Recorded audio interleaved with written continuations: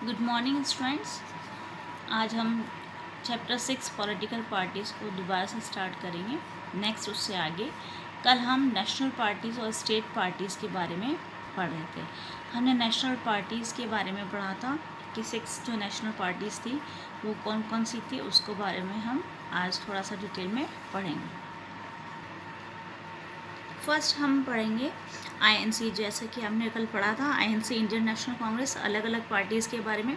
तो ये पॉपुलरली आपके जो है कांग्रेस पार्टी के नाम से जानी जाती है। ओल्डेस्ट पार्टी है जिसका फाउंडेशन जो हुआ था 1885 में हुआ था, और बहुत सारे इन्होंने स्प्लिट्स जो है इसमें हुए थे इस पार्टी में। ठीक है, हर पार्टी में ऐसा होता है, मतभेद तो होते ही रहते हैं। ठीक है, और जैसे कि आपके डोमिनेंट रोल ही अदा करता है इंडियन पॉलिटिक्स में, नेशनल लेवल पे और स्टेट लेवल पे। ठीक है, बहुत सारे डिकेड्स में आप दशकों में देखेंगे कि इंडिया के जब इंडिपेंडेंस हुई तो उसके बाद आप देखेंगे इसमें बहुत सारे चेंजेस आए। लीडरशिप जो जवाहरलाल नेहरू की थी तब जो है वहाँ उस समय जो हमारे मॉडर्न सेक्युलर डेमोक्रेटिक रिपब्लिक के रूप में हमारा इंडिया उभर करके आया, इसी पार्टी के द्वारा जो है रूलिंग पार्टी थी ये आपके सेंटर पे 1977 तक और 1980 to 89 तक। उसके बाद में जो है सपोर्ट जो है इसको कम हो गया था, धीरे धीरे जो है इसका सपोर्ट कम हो गया। ये सेंट्रिस्ट पार्टी है आपके, ठीक है, और आपके ये सेक्युलरिज्म और वेलफेयर किसके लिए, वीकर सेक्शन और माइनॉरिटीज़ लोगों के लिए, यानी जो गरीब हैं और माइनर लोग हैं, अल्पसंख्यक लोगों के लिए ज़्यादा सपोर्ट करती हैं, उन लोगों को भी सपोर्ट करती है। इकोनॉमिक रिफॉर्म्स लाने के लिए ह्यूमन फेस अच्छा रखते हुए इमर्ज हुई एक लार्जेस्ट पार्टी के रूप में, जैसे कि आपके 2004 के लोकसभा इलेक्शंस में 145 मेंबर्स जो उस समय हुए थे। नेक्स्ट आपके है भारतीय जनता पार्टी, जिसको हम बीजेपी के नाम से भी जानते हैं। फाउंडेशन जो है इसका 1980 में हुआ था। ठीक है, रिवाइविंग हुआ इसका भारतीय जनसंघ के द्वारा जो है उसमें चेंजेस करके, तो भारतीय जनता पार्टी। ठीक है, तो ये आपको ईयर्स सबके याद होने चाहिए। जैसे कांग्रेस पार्टी का फाउंडेशन जो है फाउंडेड हुआ था ये 1885 में कांग्रेस पार्टी, तो आपकी भारतीय जनता पार्टी जो फाउंडेड हुई थी 1980 में। ठीक है, तो ये ईयर्स आपको याद होने चाहिए। यहाँ पे जो इंस्पिरेशन आपको मिलते हैं, यहाँ पे एंशिएंट कल्चर और वैल्यूज़ को लेकर के यहाँ पे हिंदुत्व की बात ये करता है भारतीय जनता पार्टी, और इंडियन नेशनल और जो कॉन्सेप्शन रखा है इनका इम्पोर्टेंट एलिमेंट है यहाँ पे पॉलिटिक्स में। और ये जो है आपके फुल जो है टेरिटोरियल जो पॉलिटिकल इंटीग्रेशन चाहते हैं जम्मू कश्मीर विद इंडिया, जैसे कि हमारे अभी हो रहा है उसी तरीके से। जो यूनिफॉर्म सिविल कोड जो है हमारे यहाँ सभी जगहों पे है, एक जैसा है रिलीजन को लेकर के कोई, and ban on religious conversions जो हैं वो सब चीज़ें उसको नहीं माना गया। सिविल कोड एस यूनिफॉर्म हमने अपनाया है, इसके लिए हम किसी भी तरीके से कन्वर्शन कर सकते हैं। इसका जो सपोर्ट है वो इंक्रीज़ हुआ धीरे धीरे 1990s में, और लिमिटेड है ये। पहले जो लिमिटेड थी नॉर्थ और वेस्ट साइड में ही। ठीक है, उसके बाद ये जो बीजेपी है वो अर्बन एरियाज़ में भी आने लगी, और इसका एक्सपेंशन ऑल ओवर इंडिया में साउथ ईस्ट और नॉर्थ ईस्ट सभी जगहों पे होना लगा। और यहाँ पे नेशनल डेमोक्रेटिक अलायंस भी हुआ सेवरल स्टेट्स में रीजनल पार्टीज़ के रूप में। ये सब चीज़ें आपको इसमें देखने को मिलती है। नेक्स्ट है आपकी बहुजन समाजवादी पार्टी, इसका फॉर्मेशन 1984 में। ठीक है, जो लीडरशिप थी वो कांशीराम जी के द्वारा थी। ठीक है, और रिप्रेजेंट करता है secure power for the Bahujan Samaj which includes the Dalit, Adivasi, OBC and religious minorities. जो आपके धर्म को के जो अल्पसंख्यक लोग हैं, माइनर लोग हैं, या दलित आदिवासी लोगों के लिए जो है ये काम करती हैं, उन लोगों को आगे बढ़ाने के लिए, उनको जो है उनकी पावर को सिक्योर करना चाहती है। उसमें बहुत सारे लोगों के आइडियाज़ जो है इसका इंस्पिरेशन मिलते हैं इस पार्टी में, और वो जैसे कि महाराजा साहू महाराज और महात्मा फुले, पेरियार, रामास्वामी नायकर, ये सब बाबा साहेब अम्बेडकर, इन सब का जो है इंस्पिरेशन इस पार्टी को मिलता है। तो इस तरीके से हम कह सकते हैं दलित लोगों के लिए, जो अप्रेस पीपल है उन लोगों के लिए है। और ये स्पेशली आपके ये एरियाज़ आपको दे रखे हैं मध्य प्रदेश, छत्तीसगढ़, उत्तराखंड और दिल्ली, पंजाब। ठीक है, तो यहाँ पे जो है यूपी में भी बहुत सारे several times by taking the support अगर different parties at different times, ये इसको सपोर्ट मिला इस पार्टी को। तो ये अलग अलग एरियाज़ हैं जहाँ पे आपको ये पार्टी मिलती है मेजोरिटी ज़्यादा। नेक्स्ट आपके कम्युनिस्ट पार्टी CPIM जो मार्क्सिस्ट है, वो सोशलिज्म और सेक्युलरिज्म की बात करती है डेमोक्रेसी में, ठीक है, और अपोज करती है इंपीरियलिज्म जो साम्राज्यवाद है उसको अपोज करती है, ठीक है, संप्रदायवाद को भी अपोज करती है, उसकी आलोचना करती है, और सोशियो इकोनॉमिक जस्टिस की बात करती है ये पार्टी, ठीक है, और सपोर्ट करती है। और इनको स्ट्रॉन्ग सपोर्ट कहाँ पे मिलता है, जैसे वेस्ट बंगाल, केरला और Tripura, specially among the poor, जैसे कि आपके फैक्ट्री वर्कर्स होते हैं, फार्मर्स होते हैं, एग्रीकल्चर जो लेबर्स होते हैं, ये सब लोगों के रूप में इनको जो है इनका सपोर्ट इनको जो है वो करती है इन लोगों में, ठीक है। क्रिटिकल जो है of the new economic policies that allow free flow of foreign capital and goods into the country, जैसे हमने ग्लोबलाइजेशन की बात करी थी वो यहाँ पे इसको मना करते हैं। फॉरेन कैपिटल जो है उसका फ्री फ्लो जो है वो नहीं होना चाहिए, यहाँ पे आलोचना करते हैं। और ये पावर में कब रही, 2004 के इलेक्शंस की बात बता रहे हैं कि 6% जो वोट्स है वो 43 सीट्स लोकसभा में मिली थी। तो इस तरीके से इनको सपोर्ट कब कितनी सीट्स मिली इनके बारे में आपको जो है इसमें दिया गया है। कम्युनिस्ट पार्टी जो है इंडिया की वो 1925 में वो मार्क्सिस्ट लेनिनिज्म जो है सेक्युलरिज्म और डेमोक्रेसी के बारे में बताते हैं, अपोज करते हैं आपको सेक्सेशनिज्म एंड कम्युनलिज्म को, ठीक है, यानी आपके सेक्शंस नहीं होना चाहिए, कम्युनलिज्म नहीं होना चाहिए, आप संप्रदायवाद साम्राज्यवाद जो है संप्रदायवाद नहीं होना चाहिए, ठीक है, और एक्सेप्ट करता है आपके पार्लियामेंट्री डेमोक्रेसी को, एक मीन्स होना चाहिए, एक माध्यम होना चाहिए जिससे आपके जो है वर्किंग क्लास, फार्मर्स और पुअर, यानी जो गरीब लोग हैं, जो वर्किंग क्लास है, उन लोगों को ये आगे प्रमोट करती है उनके इंटरेस्ट को, ठीक है। तो वीक सेक्शन को ज़्यादा वो आगे महत्व देते हैं। तो ये स्प्लिट कैसे हुआ, टुकड़े हुए, वो 64 के बाद इसमें बताइए फॉर्मेशन हुआ, फिर CPIM का, ठीक है, टुकड़े होने के बाद। और ये केरला, वेस्ट बंगाल, ये एरियाज आपको दे रखे हैं, और 2004 के जो लोकसभा इलेक्शन में कितनी सीट्स मिली उसके बारे में आपको दे रखा है। नेक्स्ट आपके नेशनलिस्ट कांग्रेस पार्टी दे रखी है, उसका फॉर्मेशन जो है 1999 में हुआ, और इसमें भी स्प्लिट हुआ, और वो कांग्रेस पार्टी से, ठीक है, in the split in the Congress party के रूप में हुआ। फिर उसके बाद Gandhian secularism, equity, social justice और फेडरलिज्म जो है ये इसके मीन जो है इसके इंटरेस्ट हैं, जिसके आधार पे ये आगे इनको इंस्पिरेशन मिली इन सब चीज़ों से। और हाई ऑफिसर्स इन गवर्नमेंट भी confined to natural born citizen of the country, ये लोग ये चाहते हैं कि जितने भी हाई ऑफिशियल्स होते हैं वो हमारे यहाँ के होने चाहिए। A major party in Maharashtra and has a significant presence in Meghalaya, Manipur, Assam, यहाँ पे आपको प्रेजेंस इसका पार्टी का ज़्यादा मिलेगा, ठीक है। और मेजर पार्टी ये महाराष्ट्र की है। तो ये आपके इसके 2004 का दे रखा है कि ये यूनाइटेड प्रोग्रेसिव अलायंस के रूप में ये रही थी। तो ये हो गया आपके जो लिमिटेड जो हमने 6 पढ़ी थी, आपके जो नेशनल पार्टीज़ थी उनके बारे में। एग्ज़ाम में आपको इन 6 पार्टी के बारे में पूछ सकते हैं, फुल फॉर्म पूछ सकते हैं, फॉर्मेशन पूछ सकते हैं, और एरियाज़ आपको पूछ सकते हैं।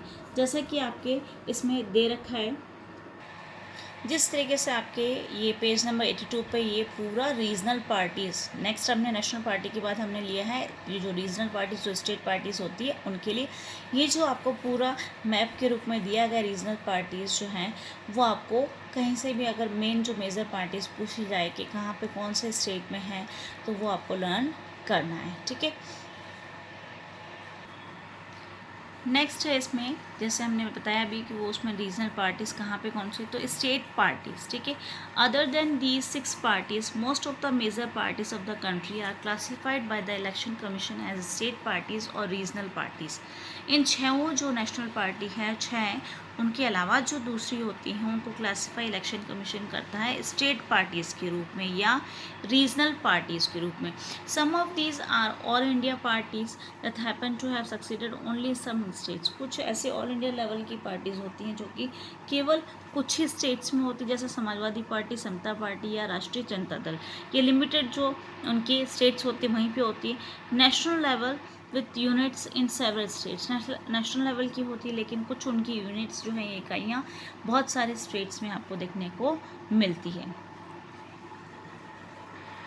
सम are conscious about the state identity like, और कुछ जो आपके स्टेट के रूप में आइडेंटिफाई किए जाते हैं, जैसे बीजू जनता दल मिज़ो, नेशनल फ्रंट मिज़ोरम में, तो सिक्किम डेमोक्रेटिक फ्रंट सिक्किम की।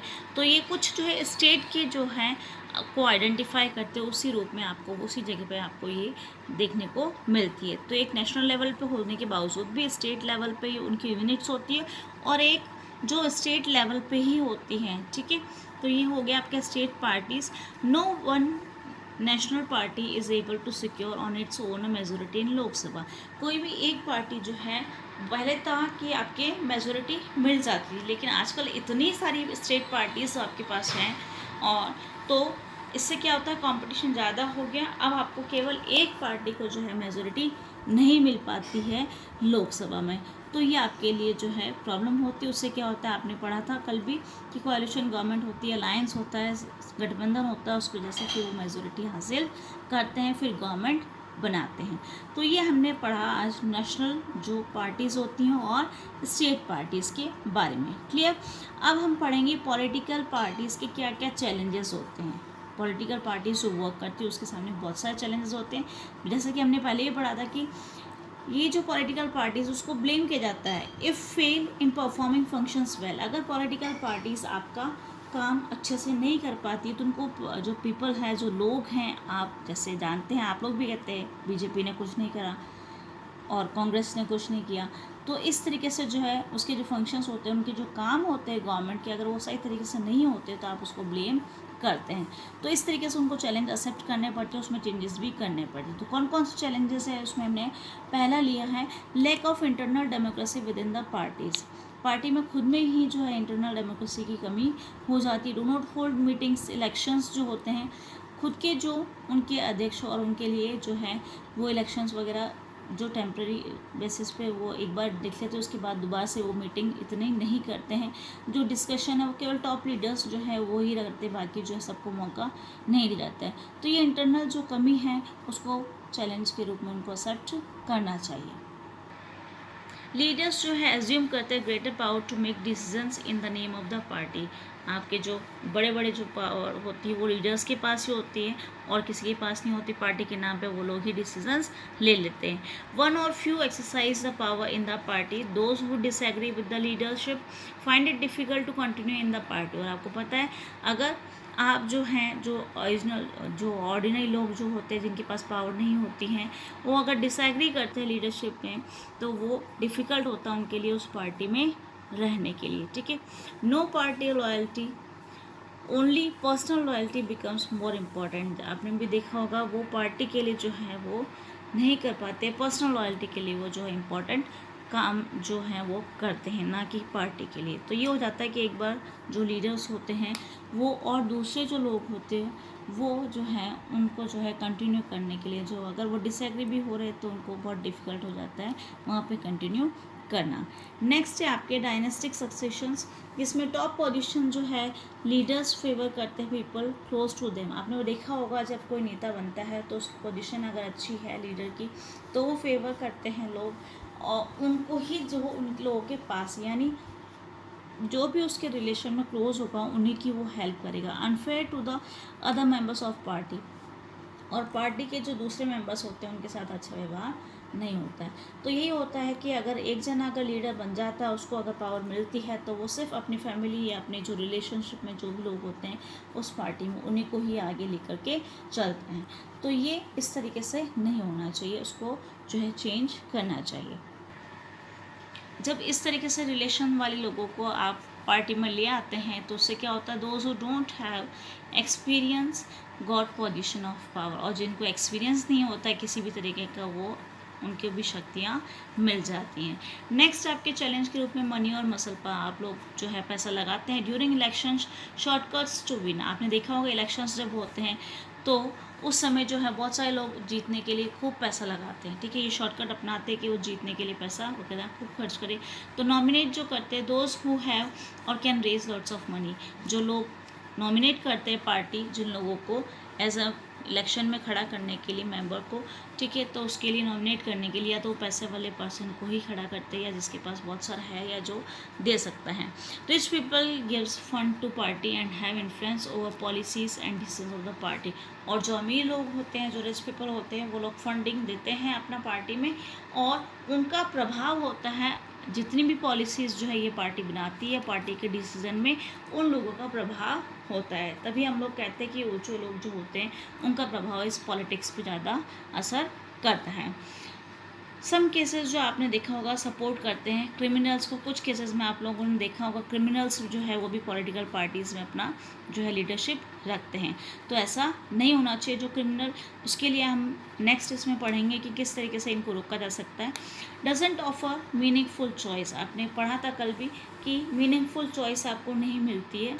Shift from one party to another, आप लोगों के पास चॉइस नहीं रहती चुनने के लिए, और ये जो लीडर्स होते हैं वो क्या करते हैं, एक पार्टी को छोड़ कर के दूसरी पार्टी को ज्वाइन कर लेते हैं। तो इस तरीके से उनको कंट्रोल किया जाना चाहिए। आपके लिए जो पॉलिटिकल पार्टीज़ हैं आपके लिए उसके लिए एक चैलेंज है, इन सबको रोका जाना चाहिए।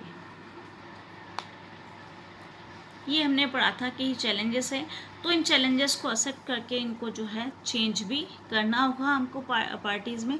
तो हाउ कैन पार्टीज़ भी रिफॉर्म, यानी इन पार्टीज़ में हम कैसे चेंजेस कर सकते हैं। In order to face these challenges political parties need to be reform, इसमें चेंज करने की ज़रूरत है इन चैलेंजेस को फेस करने के लिए।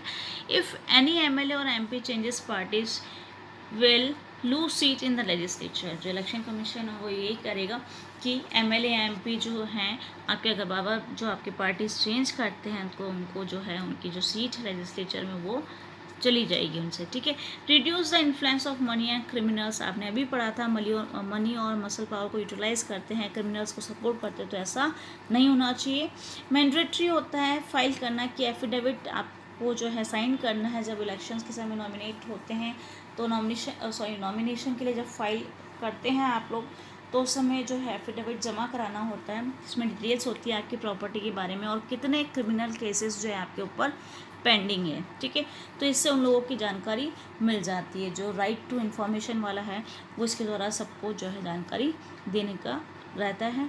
But no rule to check it is wrong or right, लेकिन ऐसा कहीं पता नहीं चल पाता है कि जो उन्होंने फाइल किया है एफिडेविट वो उन्होंने सही भरा है, सच है या झूठ, लेकिन वो जो लोग जो भरते हैं वो उसके लिए चेक करने के लिए कोई नहीं है कि वो सच है या नहीं, ठीक है। नेक्स्ट है to hold the organisational elections file their income tax returns, इस तरीके से आपके ऑर्गेनाइजेशंस इलेक्शंस होने चाहिए और उनके इनकम टैक्स जो रिटर्न्स उनको फाइल करने चाहिए। But sometimes it is mayor formality, लेकिन कभी कभी ऐसा होता है कि इसे फॉर्मेलिटी बन के रह जाता है। तो उसके लिए और आपके सजेशंस है कि रजिस्टर शुड बी मेंटेन, एक तरीके से रजिस्टर होना चाहिए जिसमें सब चीज़ें मीटिंग्स जो होती है पार्टी की वो सब डिसाइड किए जाए, क्या निर्णय लिया गया, उसको सॉल्यूशन क्या रहा, वो सब चीज़ें मेंटेन करके रखिए और जो भी प्रॉब्लम्स है उसको सॉर्ट आउट किया जाए। 1/3 tickets to women also in decision, जब आपके डिसीजंस लिए जाते हैं तो 1/3 जो आपके टिकट्स हैं इलेक्शन के समय में भी जो है वुमेन को भी दिए जाने चाहिए। स्टेट फंडिंग इलेक्शंस होनी चाहिए, जो आपने अभी पढ़ा था इलेक्शंस के समय जो आपके मनी जो लगता है उसमें स्टेट को फंडिंग करनी होनी चाहिए, अगर वो करे तो बेटर होगा, जैसे आपके पेट्रोल पेपर या फ़ोन और सब जो है, और money on the basis of votes earlier it got, यानी इस पार्टी को अगर पहला जो इलेक्शंस हुआ था इससे पहले उसमें जो वोट्स मिले उसके आधार पे उनको पैसा भी दे जाना चाहिए ताकि उनको सपोर्ट मिल जाए और वो आगे ये फंडिंग जो है स्टेट कर सके ताकि उनको ये सपोर्ट मिल जाए। पेट्रोल पेपर और फ़ोन की वो सहायता गवर्नमेंट दे सकती है। ये थे आपके सजेशंस, इन सजेशंस को मान करके ही, ऐसा नहीं है कि केवल पॉलिटिकल पार्टीज जो है रिफॉर्म कर सकती है, और भी सजेशंस बहुत सारे हो सकते हैं। People can put pressure on them, लोग भी उस पर प्रेशर डाल सकते हैं पॉलिटिकल पार्टी से एजिटेशन करके, पिटिशंस वगैरह लगा करके। तो ये आप विद्रोह करके, विरोध करके, उस तरीके से आप जो है आगे बढ़ कर के उसमें जो है पार्टी को चेंजेस करने के लिए कह सकते हैं। Those wants can join it, not to criticise from outside, जो चाहे वो आ सकते हैं इसमें, लेकिन ऐसा ना हो कि बाहर से ही उसको क्रिटिसाइज या आलोचना करते रहें। So people can actively participate as ordinary citizens के रूप में हम लोग जो है इस पॉलिटिकल पार्टी में अपना योगदान एक्टिव तरीके से दे सकते हैं। ये हमने चैप्टर कंप्लीट कर दिया, पॉलिटिकल पार्टी से ही ख़त्म होता है। जो जनरल क्वेश्चंस बनते हैं मैंने आपको बता दिए थे, national party, state party, regional party, political parties की ज़रूरत क्यों होती है, why do we need it, ठीक है। और जो चैलेंजेस हैं उस पर भी डेफिनेटली क्वेश्चंस आते हैं आपके एग्जाम्स में, और रिफॉर्मेशंस का भी क्वेश्चन आता है, how can you reform the political parties.